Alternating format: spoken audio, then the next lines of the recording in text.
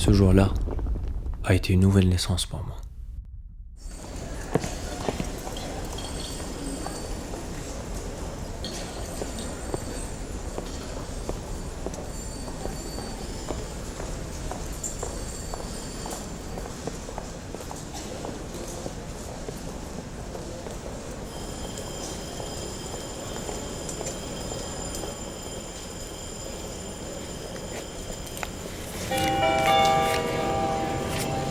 Départ à destination d'Alger, vol RHF numéro 11, embarquement immédiat, porte numéro 53. Departure to Algiers, Air Algeria Flight 1019, immediate boarding, gate number 53.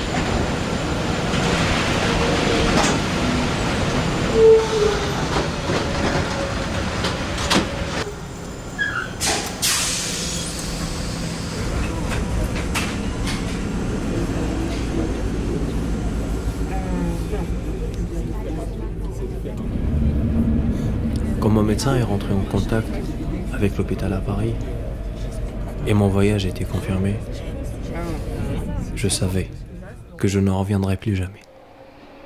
J'ai laissé tomber mes études. J'ai quitté ma petite amie. J'ai quitté mes amis. J'ai quitté mon boulot. Mes souvenirs chaotiques. Mes parents.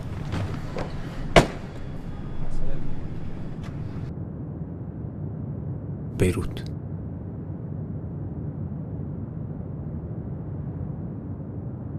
Mais je ne savais pas que j'allais regretter tout ce que j'ai laissé derrière moi.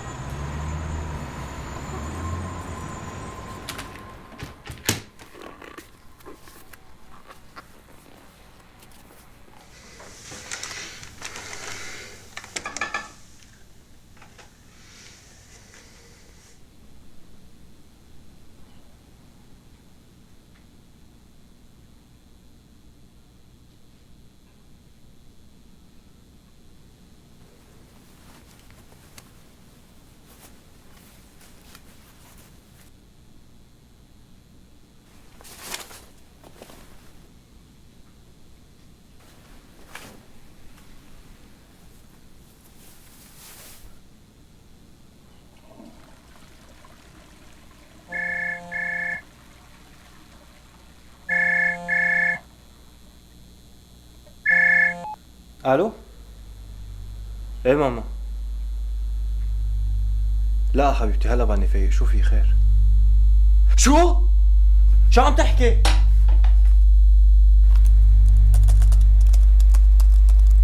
ايه سامعك. أولى طلائع الصباح حملت معها الكثير إلى العاصمة اللبنانية بعد ليلة جنوبية دامية. سرب من الطائرات الإسرائيلية أغارت على مطار رفيق الحريري الدولي. 3 ضربات متتالية استهدفت الأولى المدرج الشرقي. عم شوف على الانترنت قدامي فيه حفرة ضخمة. قصفوا المطار. الضربة الثانية كانت للمدرج الغربي الذي طاله قصف وانتوا وينكم بأمان؟ لتختتم جولة المطار بقصف المدرج. ما تعتل الهام، ناطرين طرق شوي رح نهرب على الشمال. اسمعي تقبرني. القيمة التي أحصتها إدارة المطار للأضرار لهون ما ترجع، ما تفكر بالرجعة حتى بعد ما تعمل العملية. شوف لك شي جامعة تسجل فيها، ظبط أمورك وأنا وحياتك ما بتركك. أقفل مدرجاته وتم تحويل جميع الرحلات إلى مطارات دول محيطة. انتبه على حالك، ما تخاف علينا، معودين على الحرب. اللي بلع البحر ما بيغص بالساقي. باي يا عمري. استخدمت إسرائيل حرب تقطيع الأوصال جويا على لبنان. C'était la guerre la plus atroce que je n'ai jamais vécue. Si loin d'eux, je culpabilisais tout moment de sécurité qui m'est offert ici.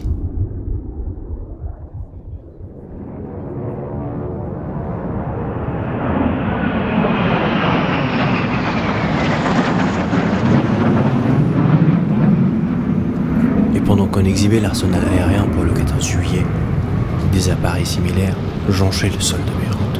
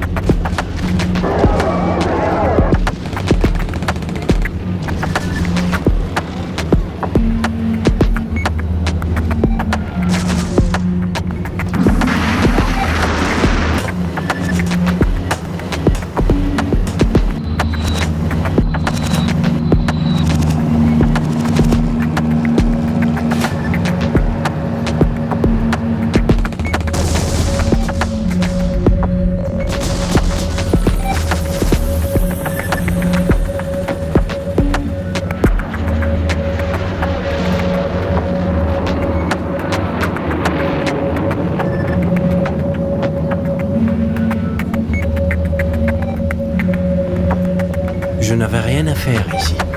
Pour moi, c'est là-bas que ça se passait.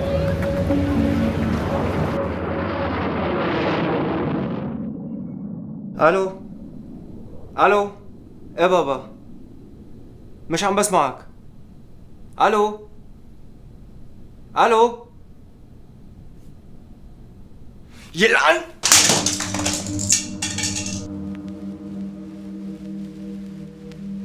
Ça m'a rendu fou. C'était insoutenable.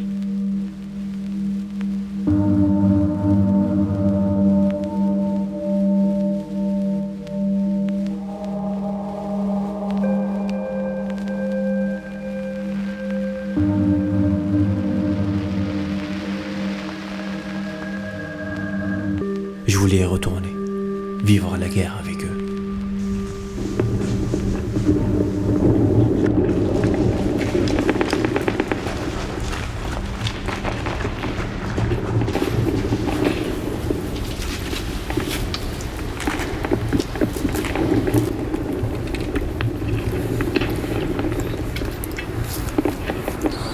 Je n'imaginais même pas que pendant toutes mes petites années vécues dans les caves, sous les bombardements, il y avait avait un monde lointain qui regorgeait de vie.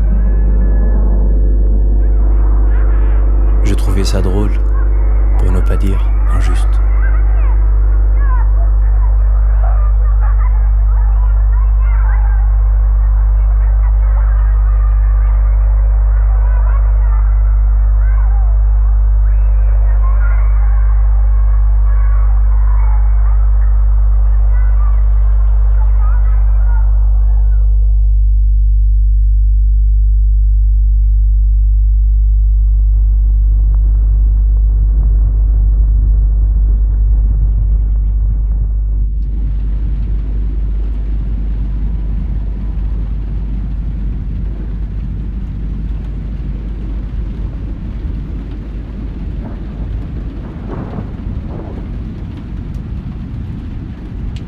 Quand j'ai réalisé qu'il ne restait plus rien de la ville où j'ai grandi, j'ai décidé de m'en construire. Ici.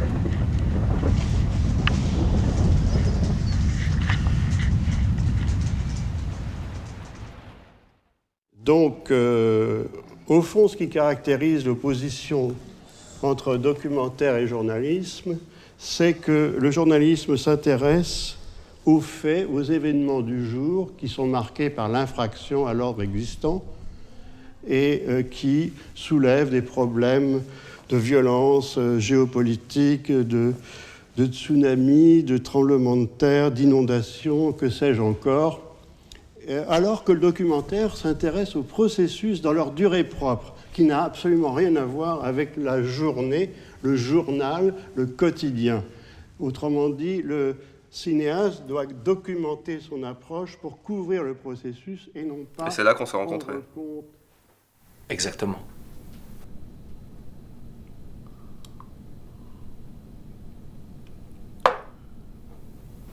Qu'est-ce que c'est que ce truc-là? T'as des souris chez toi ou quoi? Non, pourquoi? C'est quoi ça? Ah, je t'ai pas raconté. Je vais te montrer un truc. Regarde-moi ça. Qu'est-ce que c'est que ça? C'est toi qui l'as fabriqué? Ouais, bouge pas.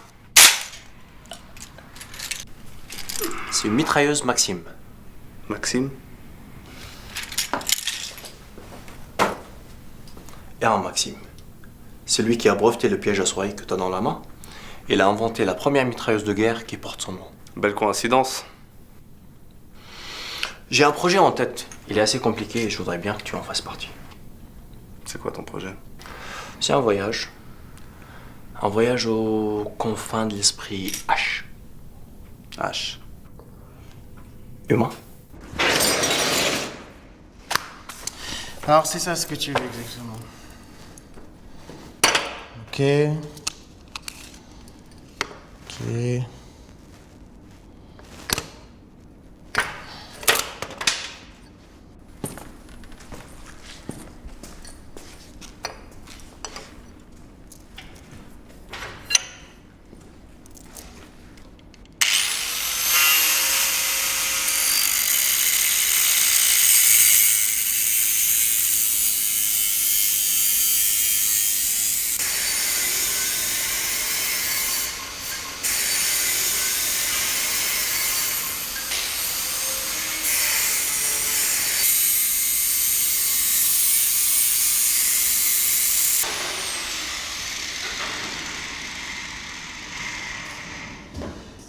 C'est pour quand ton opération alors? C'est dans quelques mois. Un petit peu avant l'été 2007. Mais rien n'est sûr. Je crois que je m'en passerai de cette opération-là. Tiens.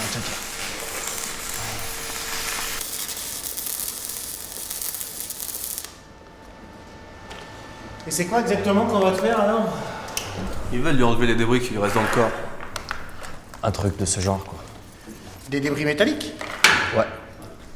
Vous me les mettez de côté, comme ça je vous fais une œuvre d'art avec. Te vexe pas, hein. Moi aussi j'ai une prothèse.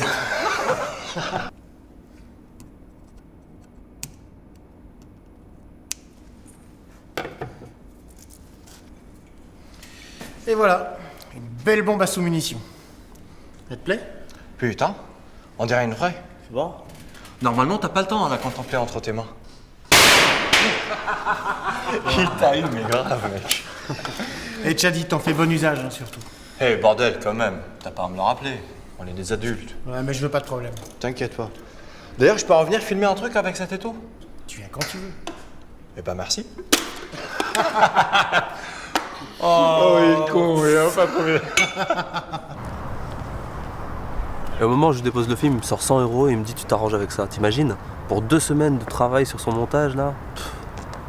Ah, Shadi. Salut Stéphane. Ça va? Ça va bien et toi? Ouais. T'es avec nous dans le cours de documentaire, ouais. Non, me dis pas vous connaissez pas. On se connaît de vue. Elle s'appelle Leïla, elle est de chez toi. لبنانية؟ ايه لبنانية. أول سنة بفرنسا؟ لا إلي هون أنا عاملة 16 بس كنت بلبنان هذا الصيف. وين كنت لما قلت الحرب؟ كنت بعيناتها مع أهلي بس دغري نزلنا على بيروت. نزل كتير قنابل عن قضية عندك بالضيعة. ايه نزل كتير حتى إنه أهلي ما طلعوا عطفوا زيتون هالسنة. كان عم بيحكينا ستيفان عن المشروع تبعكم. Wow. Parlez français là. Oh, t'en vexes pas, on parlait du projet. Ah. D'ailleurs, regarde, je l'ai ramené avec moi. On peut filmer après le cours. C'est pas gros comme ça. J'en ai vu une vraie il y a pas longtemps. Ça devrait faire l'affaire quand même. Comment ça marche exactement? Bah, à la base, c'est un missile qui est fait pour chambrer entre 300 et 800 bombes comme celle-là. C'est largué par avion ou par voie terrestre. Et environ 30% de ces bombes qui n'explosent pas à l'impact au sol. Et ça devient une mine antipersonnelle en gros. On a 4 800 000 comme celle-là au Liban. 4 800 000. Oui. C'est énorme. Dans mon village, on peut plus se balader sans risquer sa vie. فيك تشتغلي معنا إذا بيهمك الموضوع. ايه أكيد.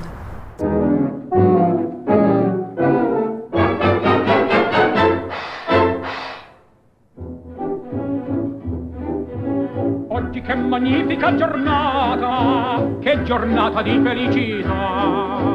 La mia bella donna se n'è andata, m'ha lasciato al fine in libertà.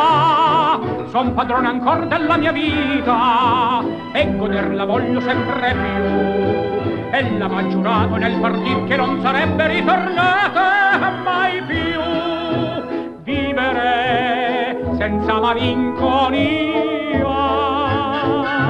vivere senza più gelosia,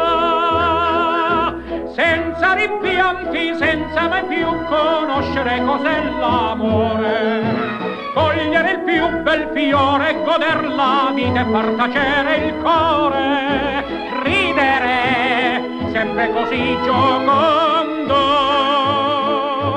ridere delle follie del mondo, vivere finché c'è gioventù, perché la vita è bella, la voglio vivere sempre più.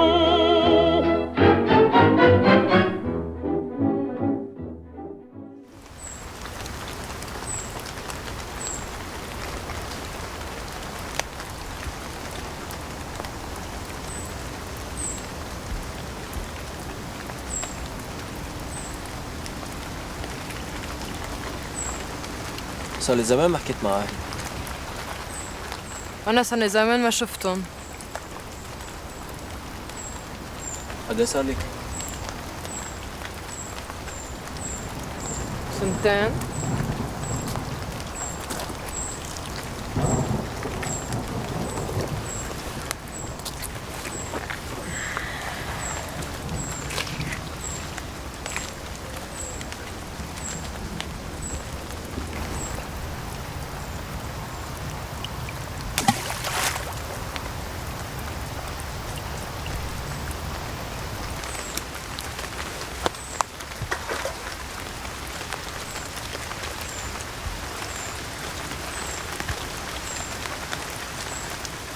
شو رح تعملي بس نخلص؟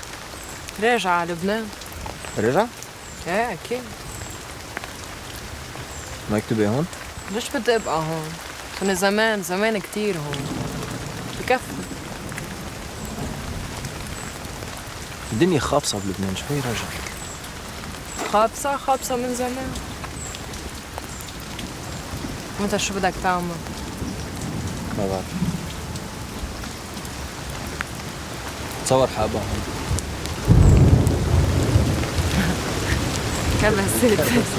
كبست مظبوط ولازم ننطره يعني. بدك انت الفنلو؟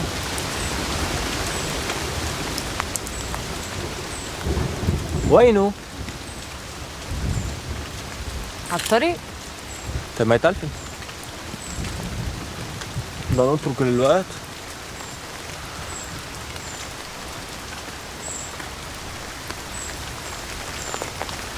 تحت الشتاء.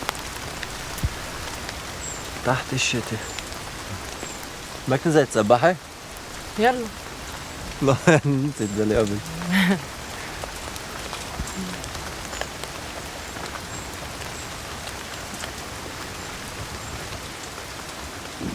خاصة هون ما في حدا في اسبح أنا وصغير كان ياخدني ابن عمي بالليل وياخدني بالشخطورة والبحر. ما بتعرفي بلبنان إذا بدك تروح على الشط وأنا بالحالة اللي فيها يعني إذا بدي أمشي على الشط فكان أروح بالليل بالشخطورة وهونيك فك البروتيز تبعيتي وانزل بالمي.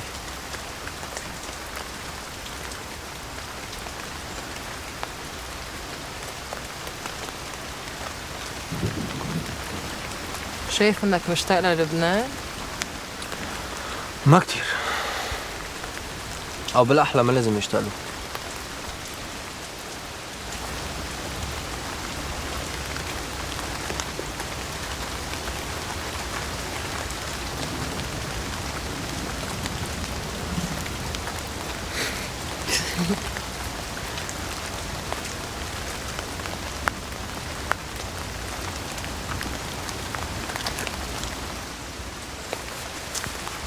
أول ما نمشي خير الطريق مبسوطين كتير مبسوطين. بردانة؟ بردانة ايه بردانة. انت مش بردان؟ أنا في عندي إجر مش حاسس فيها.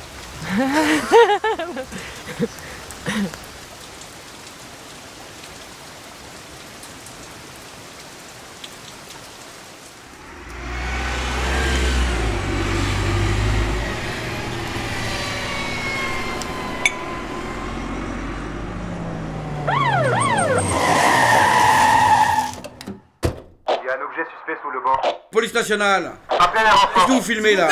Arrêtez s'il vous plaît. Arrête. Soyez sympa.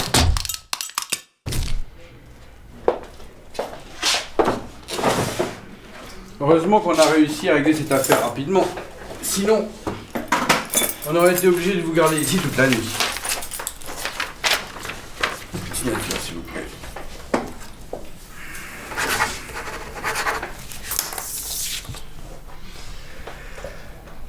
Qu'est-ce que t'as? C'est rien, j'ai un point de côté.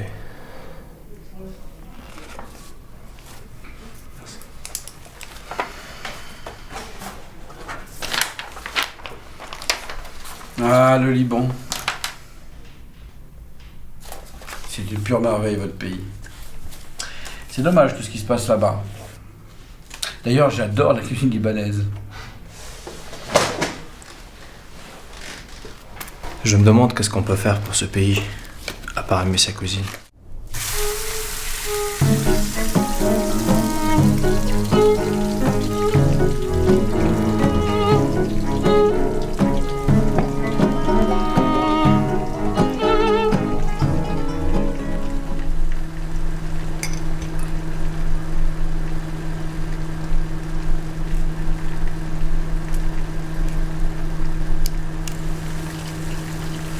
Franche ça, c'est pas le moment, on va manger maintenant. Si j'étais avec vous, ça serait pas passé comme ça. Mais bon, heureusement qu'ils n'ont pas confisqué la cassette. Mais je crois que si j'arrive à changer de boîtier, je pourrais numériser le travail. Pas la peine, laisse tomber. De toute façon, je n'ai plus envie de faire ce film. Bah arrête tes conneries. Tu dis ça alors qu'on bosse dessus depuis 4 mois. Espèce de hamar. Qu'est-ce qu'il lui prend? Rien du tout. Prends ta vie enseignante? Ouais. Alors c'est prêt pour toi. Chef! Chef!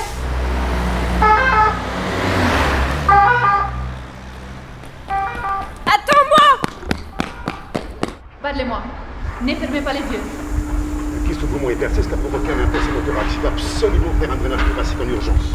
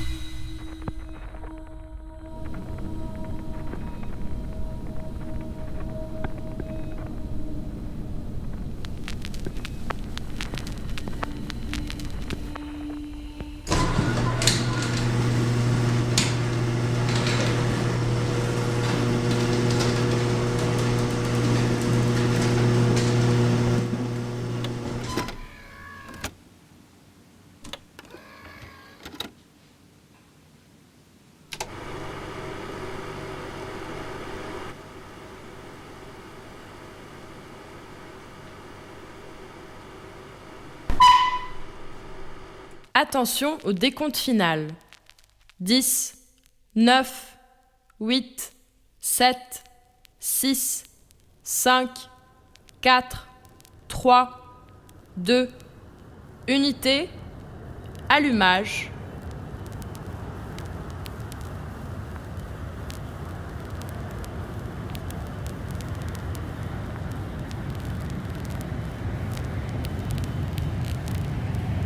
Décollage.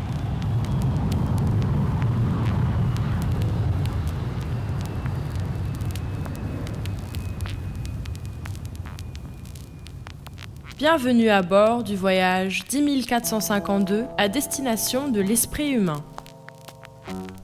L'esprit, ensemble des fonctions psychiques pour certains, objet immatériel, incorporel, essence de la vie pour d'autres, qui semblerait être étroitement lié à l'organe communément appelé cerveau.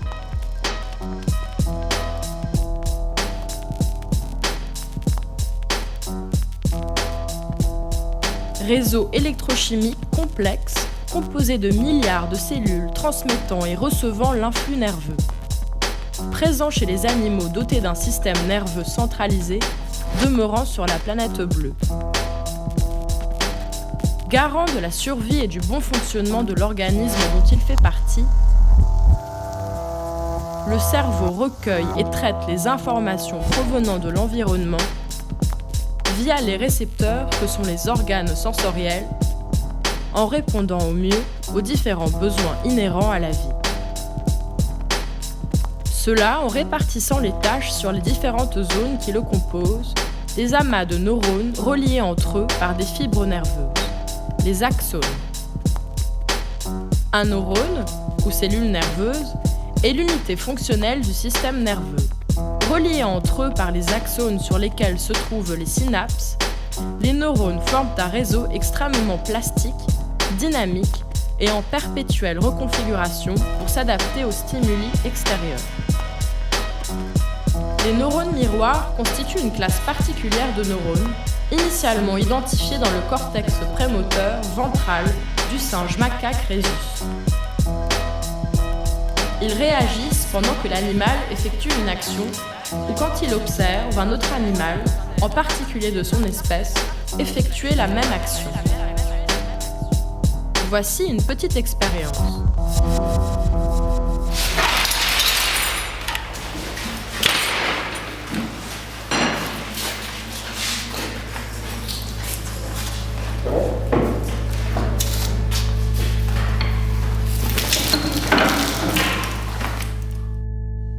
Si ceci vous a fait mal, cela veut dire que vos neurones miroirs sont en bon état de fonctionnement. L'Homo sapiens, l'espèce dont il est question ici, et dont vous faites partie, à l'instar des autres mammifères, est doté de ces neurones miroirs, aussi appelés neurones de l'empathie. L'humain, qui d'abord faible créature animale, où chaque membre de son espèce devait rentrer sous la forme d'un nouveau-né désarmé dans la grande et hostile nature, a su se donner les moyens de survivre. Grâce à une faculté d'adaptation parfaite, il a étendu sa race partout sur le globe et a imposé ses empreintes qui s'étendent sur toute la planète. Il semblerait qu'à un moment de son histoire, l'humain aurait pris conscience de lui-même et de sa capacité à influencer et modifier ce qui l'entoure. Il cultiva la terre pour produire de la nourriture, créa des cours d'eau là où il n'y en avait pas. L'homme dompta le feu, perfectionna ses outils. Et des entrailles de la terre, il préleva de la matière qu'il façonna à l'image de son esprit. Jusqu'à ce que ses besoins vitaux ne représentent plus la problématique majeure de son existence. Homo sapiens a eu le temps de se demander « Que suis-je » L'observation des grandes constantes astronomiques a donné à l'homme les premiers repères à l'introduction de l'ordre dans sa vie. Les sociétés humaines se sont constituées, elles apprirent à stocker et à transmettre leur savoir. La civilisation prit forme, l'espace s'est organisé, les rapports sociaux furent établis. Pour subvenir au mieux à leurs besoins, les hommes se répartirent et divisèrent le travail. Les individus se spécialisèrent dans des domaines particuliers, certains comme gardiens de l'ordre, d'autres dans la production des vivres ou de la pensée, cherchant désormais leur place dans l'univers. De la pierre, ils firent surgir ce qui ressemble à la vie.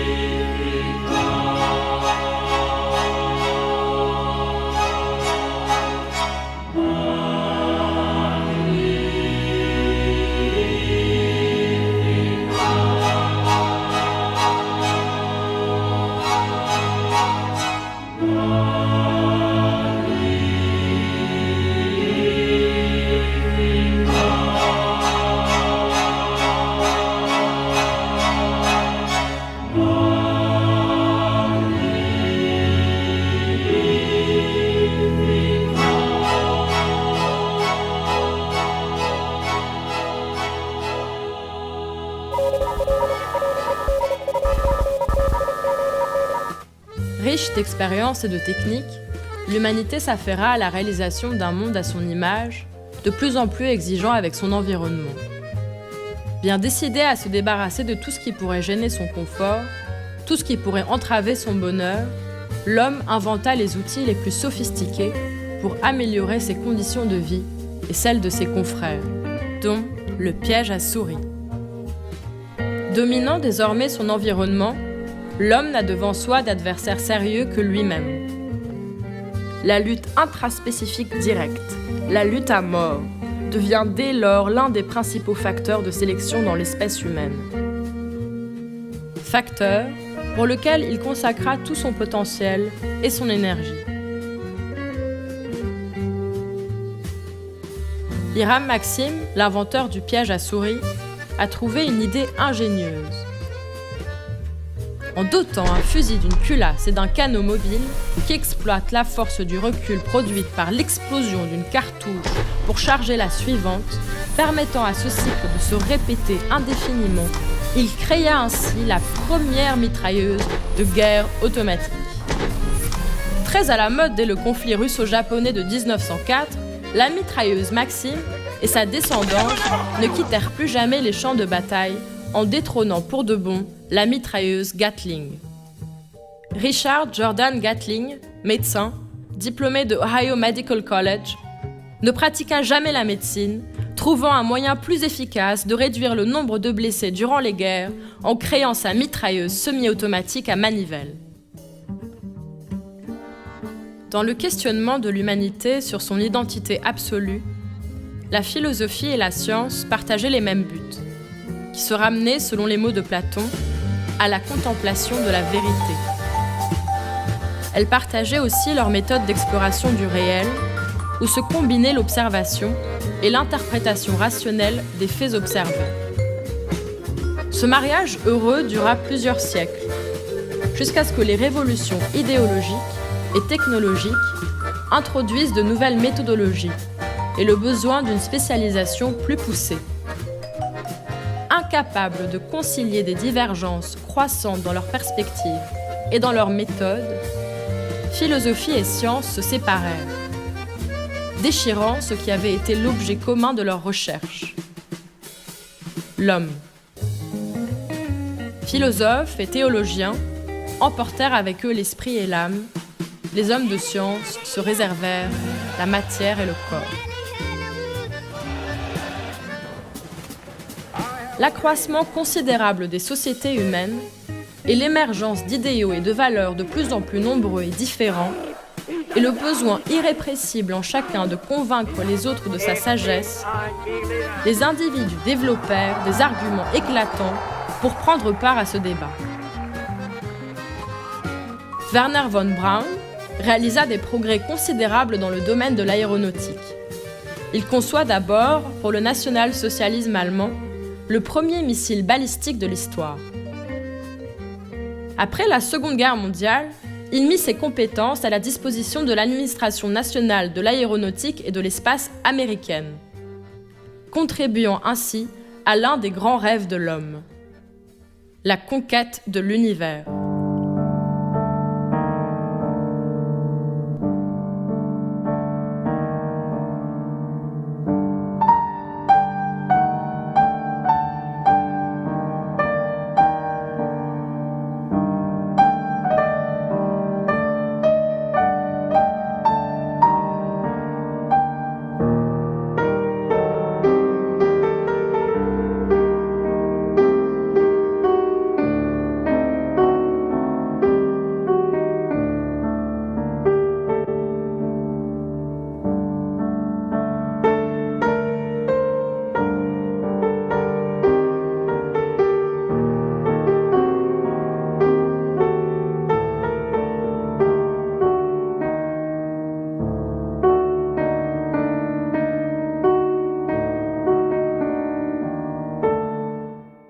Pendant ce temps, sur Terre, il semblerait que la nature ait pu mettre des millions d'années pour créer un être humain, dont le seul passe-temps serait la destruction de sa propre espèce en quelques instants. Jamais l'homme n'aura été aussi compétent et innovant que dans ce domaine-là.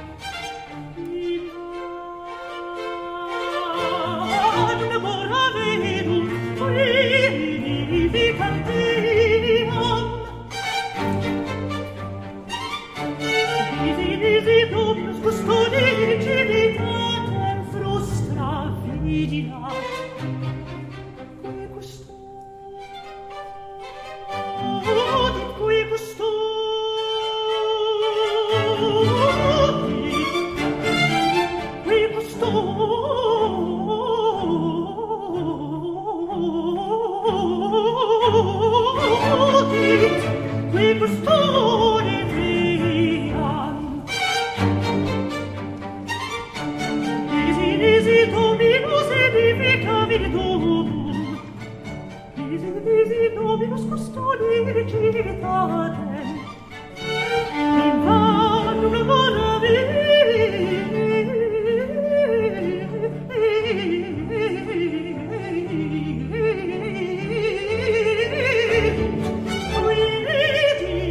En modifiant l'invention de von Braun, on donna naissance à une arme toute particulière, des missiles qui s'ouvrent en plein vol pour laisser s'échapper une pluie de feu. On les appelle bombes à sous-munitions. Cela lui permet de couvrir des zones géographiques plus importantes. Son génie ou sa bêtise ont fait que 30% des sous-munitions n'explosent pas et restent amorcées à l'impact au sol et deviennent des mines antipersonnelles prêtes à exploser à la première secousse. Dans notre laboratoire, nous allons mettre à l'épreuve cette machine à tuer pour savoir précisément sa destination en la mettant en comparaison avec les pièges à souris d'Hiram Maxim. À quoi sert un piège à souris, ainsi qu'une bombe à sous-munitions ? On va placer les deux inventions sur des terrains quelconques pour identifier la destination de ces petites machines.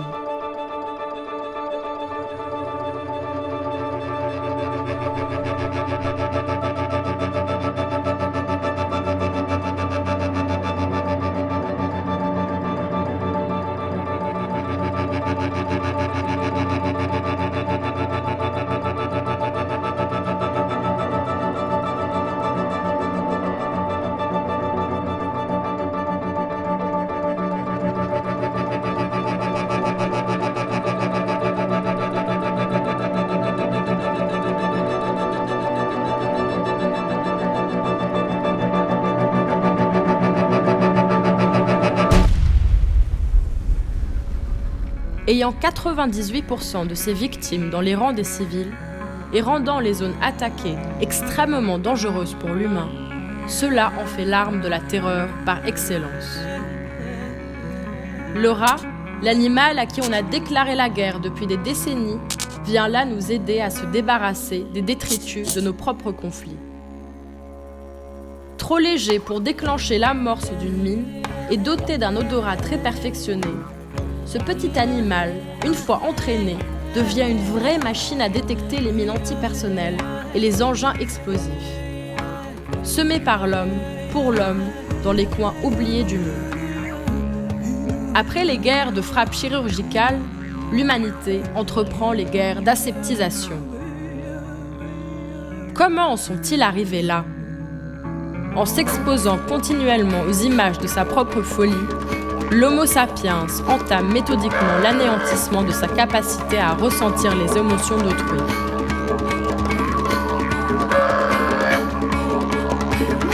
Ainsi stimulés, les neurones miroirs, surchargés de signal, disparaissent dans un dernier éclat.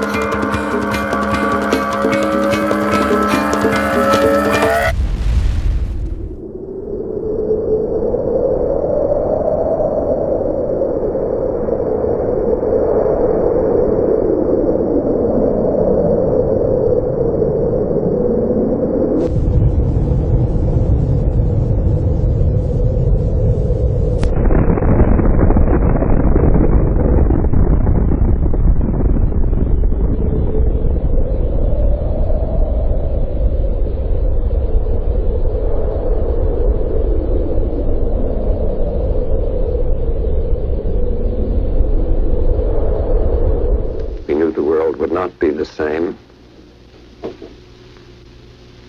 Few people laughed. Few people cried. Most people were silent. I remembered the line from the Hindu scripture, the Bhagavad Gita. Vishnu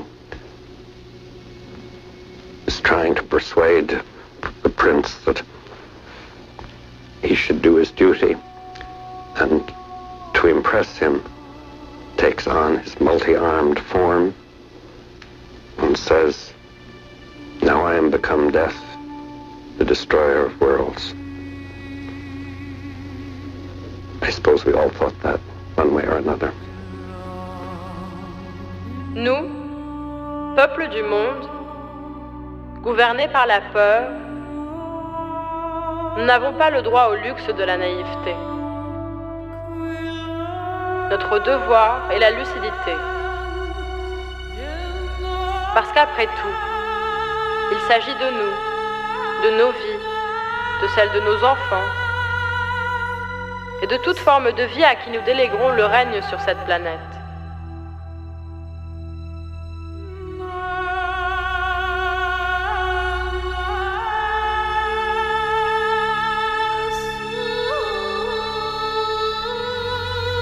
Le jour où l'homme remettra en question son mode de fonctionnement et d'action et acceptera que le monde n'est pas fait pour assurer son bonheur, ça serait le jour où l'être humain aurait posé son pied sur terre en faisant un petit pas pour l'homme, un bond de géant pour l'humanité.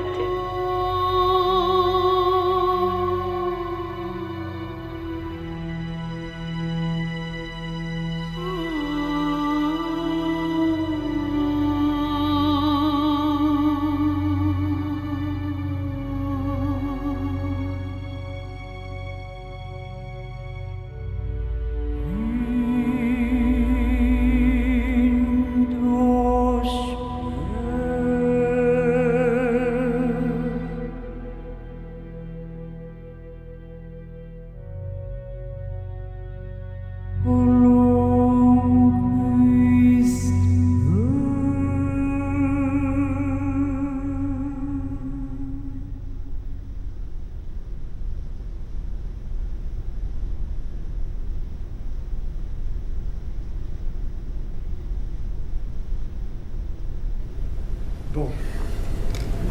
Évidemment, j'aurais bien aimé que votre ami soit là pour parler avec lui, partager avec vous et avec lui des commentaires. Bon, mais j'espère qu'on va le revoir assez vite. Pour ce qui est du film, évidemment, il y a plusieurs thématiques qui s'enchevêtrent, c'est assez violent, hein. Et j'aimerais bien avoir votre avis